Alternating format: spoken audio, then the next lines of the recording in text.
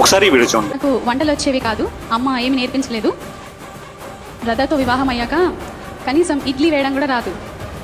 ఇడ్లీ పిండిని ఎలా కలుపుతారో, అది ఎంత క్వాంటిటీ వేయాలో కూడా తెలీదు. ఎలాగైతేనే బ్రదర్ చెప్తే అది వేశాను.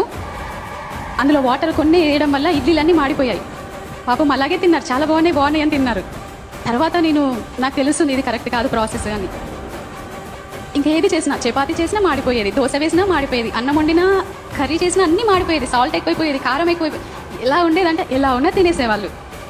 ఇలా కాదు వంటలు అని చెప్పి ఎప్పుడైతే ఈ స్థుతి గురించి నాకు తెలిసిందో, యేసయ్యానికి స్తోత్రం, యేసయ్యానికి కృతజ్ఞతలు, కారం వేయడం, యేసయ్యా స్తోత్రం కలపడం, ఇలా చేసినప్పుడు ఎంత అద్భుతంగా ఉన్నాయంటే వంటలు. మైక్ ఉంది కదా, జనాలు ఉన్నారు కదా, స్టేజ్ ఉన్నారు కదా, మీ ఇష్టానుసారంగా మాట్లాడేసి యూట్యూబ్లోని ఇన్స్టాగ్రామ్లో రిలీజ్ చేసేస్తారా? దీనివల్ల అనేకమైన నిజమైన క్రైస్తవులంతా తల దించుకోవాల్సి వస్తుంది.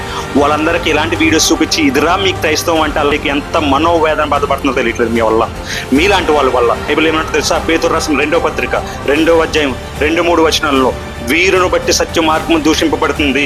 ఎందుకంటే వీరు మీ వలన లాభం పొందడానికి కల్పించిన వాక్యములు, మీ ఇష్టానుసారమైన కల్పించిన వాక్యములు అన్ని చెప్పేసి క్రీస్తుని మొత్తం అంతా డిగ్రేడ్ చేస్తున్నారు మీలాంటి వాళ్ళ వల్ల. ఈ వీడియోలు ఒక్కటే కాదు, ఇంకా చాలా ఉన్నాయి, నేను చూపిస్తాను ఒక్కొక్కటి చూడండి.